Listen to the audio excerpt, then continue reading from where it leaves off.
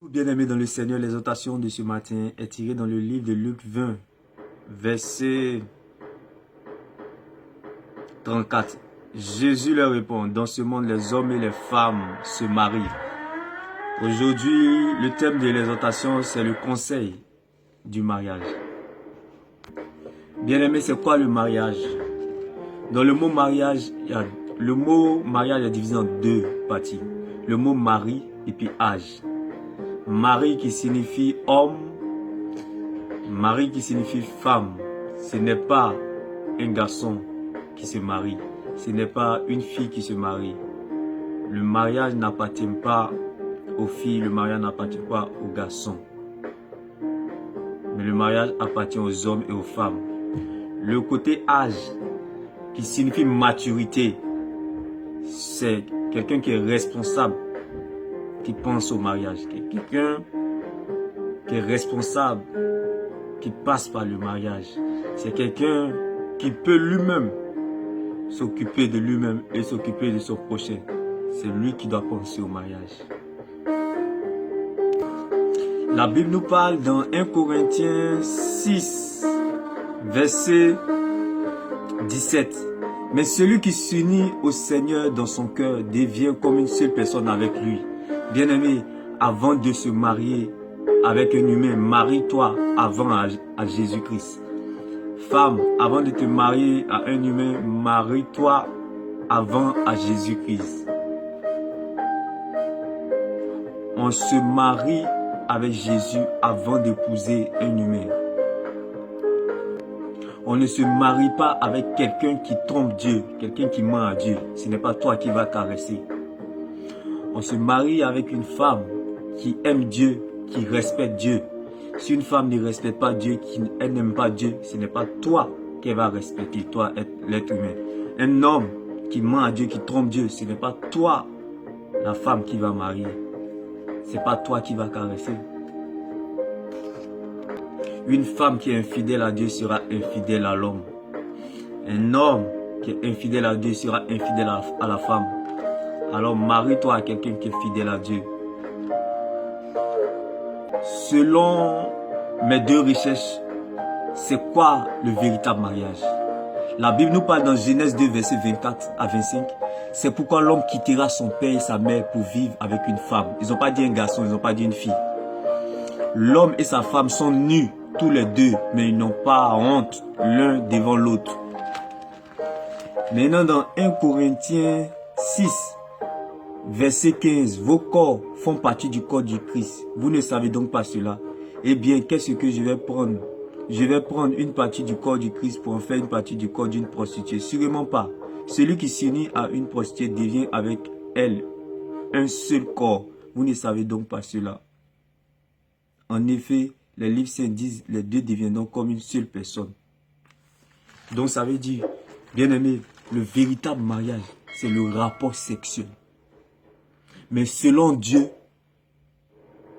c'est-à-dire le véritable mariage, en réalité, c'est le rapport sexuel.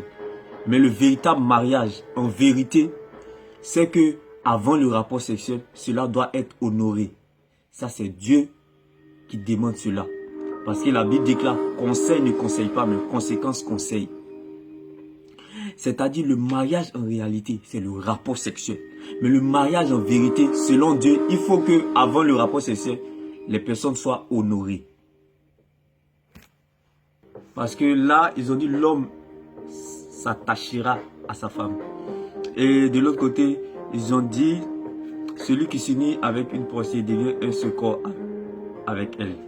Donc, bien aimé, le véritable mariage, en réalité, c'est le rapport sexuel. Mais le véritable mariage, en vérité, selon Dieu, il faut que cela soit honoré. C'est quoi honorer? Le but de Dieu, passer par la dot, la mairie,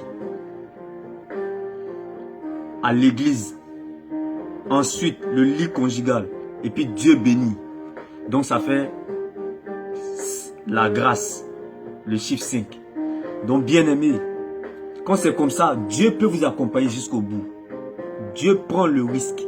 Quand il vous attend à la tête, il prend le risque de vous accompagner. il prend le risque de compter sur lui, sur votre relation. Il vous sécurise. Mais bien aimé, si tu veux passer par le mariage en réalité, qui est le rapport sexuel, bien aimé, c'est à tes risques et périls.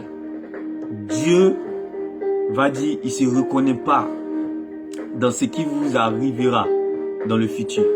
Parce que quand c'est honoré, il y a le respect, il y a l'amour et il y a le fait que chacun veut se battre pour l'autre. Donc le mariage en réalité c'est le rapport sexuel. Mais le mariage en vérité selon Dieu, il faut que avant le rapport sexuel cela soit honoré afin de protéger même les enfants s'il y a un cas de décès. Et pour cela il est bon d'aller à la dot après la mairie, après l'église, après le lit conjugal et Dieu lui-même il vous bénit. Et ma prière pour toi, que tu reçois la grâce du mariage, bien-aimé. On va parler des différents types de mariage. Il y a 3 types de mariage. Il y a le mariage permissif, il y a le mariage conditionnel, il y a le mariage parfait. C'est quoi le mariage conditionnel? Le mariage conditionnel, c'est le mariage comme le cas d'Abraham et Agar. Vous voyez le mariage d'Abraham et Agar, c'était conditionnel. Bien aimé. Le mariage de Abraham et Sarah, c'était parfait. Pourquoi? Parce que Abraham aimait Sarah à cause de la vision. Abraham n'aimait pas Sarah à cause de la beauté. Sarah aimait Abraham à cause de la vision. Sarah n'aimait pas Abraham à cause de sa beauté. Sarah aimait Abraham à cause de son mauvais caractère aussi. Bien-aimé, on se marie avec quelqu'un à cause de son caractère et sa vision. Bien-aimé, si tu as décidé de marier une fille, tu as décidé d'épouser sa vieillesse. Si tu veux te marier avec une femme, tu as décidé d'épouser aussi sa vieillesse, d'épouser aussi son caractère, son mauvais caractère. Oui, bien-aimé, parce que le mariage, c'est une complémentarité. Même les piles, plus, ne vont pas ensemble. Il y a plus positif et puis il y a négatif. Le mariage, c'est ça. Donc, bien aimé, le mariage conditionnel, remarquez, c'est un mariage qui commence toujours bien et qui se termine mal. Le mariage permissif, c'est un mariage qui commence mal et ça se termine bien. Maintenant, le mariage parfait, c'est un mariage qui commence très mal et ça finit très bien. Donc, le mariage permissif dans la vie d'Abraham, c'était après la mort de Sarah, Ketura. Ça, c'était un mariage permissif. Dieu permet. Le mariage permissif, c'est quoi le mariage permissif? Je te lis dans 1 Corinthiens. Dans 1 Corinthiens 13, je vais t'expliquer le mariage permissif. Si une chrétienne a un mari qui n'est pas chrétien, et si celui-ci veut continuer à vivre avec elle, elle ne doit pas renvoyer son mari. En effet, le mari qui n'est pas chrétien est proche de Dieu parce qu'il est uni à sa femme. La femme qui n'est pas chrétienne est proche de Dieu parce qu'elle est unie à son mari. Sinon, vos enfants seraient comme des enfants séparés de Dieu. Mais en réalité, ils sont proches de Dieu. Pourtant, celui qui n'est pas chrétien veut partir, il peut le faire. Dans ce cas, celui qui est chrétien, le mari ou la femme qui n'est plus lié à l'autre, car Dieu vous appelle à vivre dans la paix. Toi qui es chrétienne, est-ce que tu es sûr de sauver ton mari? Et toi tu es chrétien, est-ce que tu es sûr de sauver ta femme? C'est ce qui s'est passé dans la vie d'Abraham et Ketura après la mort de Sarah. Ça, c'est un mariage permissif. Maintenant, le mariage parfait, c'est un mariage où vous vous aimez parce que vous avez la même vision. Et non à cause du caractère, ni à cause de la beauté. Mais parce que vous avez une même vision. Et vous aimez. Ça, c'est le mariage parfait. Mais pour Abraham et Ketura, c'est un mariage permissif. C'est-à-dire, c'est quelqu'un qui est étranger. Voilà, ça, on appelle ça un mariage permissif. Si tu es prêt de sauver la personne. Mais si tu penses que tes mariages, c'est toi-même, tu vas être chose converti de l'autre côté.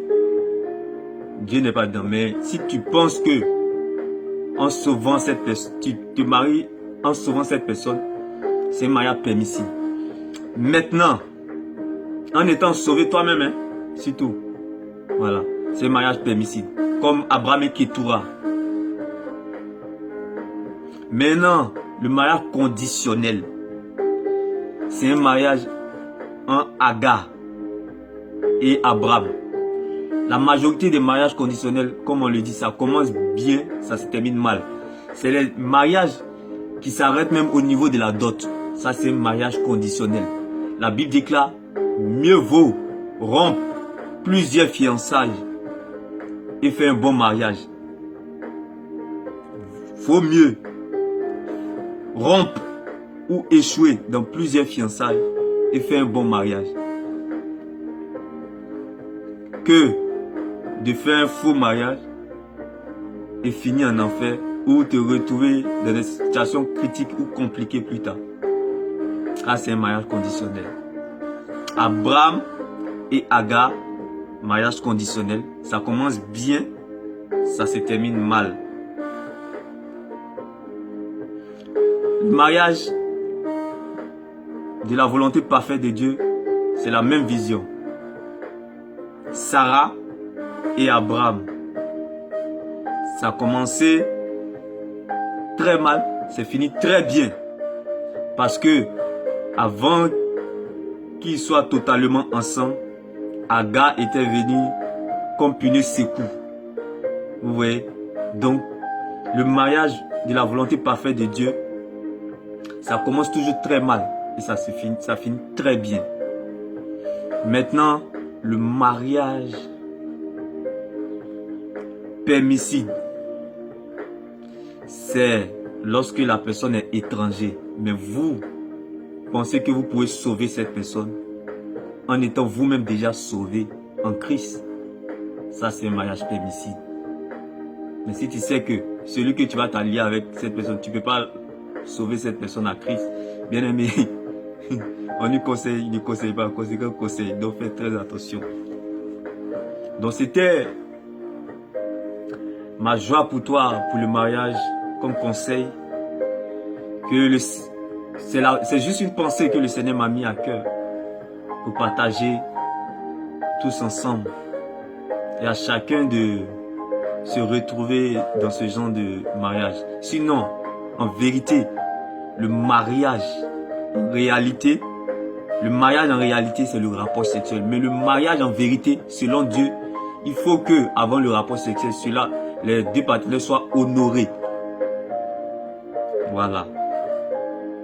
Ça, c'est le but de Dieu. Avant le rapport sexuel, que les partenaires soient honorés en famille, à la mairie, à l'église, dans le lit conjugal, et Dieu maintenant bénit. Voilà. Maintenant, si tu veux passer par le mariage en réalité où tu couches avec une personne, conseil ne conseille pas, mais conséquence conseille. Ça veut dire que quoi? Si tu es dans ce cas-là, la Bible déclare les choses anciennes sont passées, toutes choses sont devenues nouvelles. Une fois que tu te répands, bien aimé, c'est comme si tu n'as fait aucun rapport. Selon Dieu, quand tu te répands, il a dit toutes les choses, en Christ, toutes les choses anciennes sont passées, toutes choses sont devenues nouvelles. Le but de Dieu, il ne condamne pas le pécheur, mais il condamne le péché. Donc lorsque tu te répands, tu es sanctifié en Christ, bien-aimé. Et ma prière pour toi, le but de mon message pour toi, sache que on se marie à Jésus avant de se marier. Si toi-même tu vois que ton âme n'est pas en paix avec Jésus-Christ, ne te marie pas. Parce que si toi-même tu n'es pas en paix avec Dieu, c'est pas avec les humains que tu seras en paix. On se marie parce qu'on est responsable. On se marie parce qu'on peut s'occuper des autres. On se marie parce que on ne se contente pas de soi-même. On se contente du bonheur des autres. On se contente de faire avancer les autres.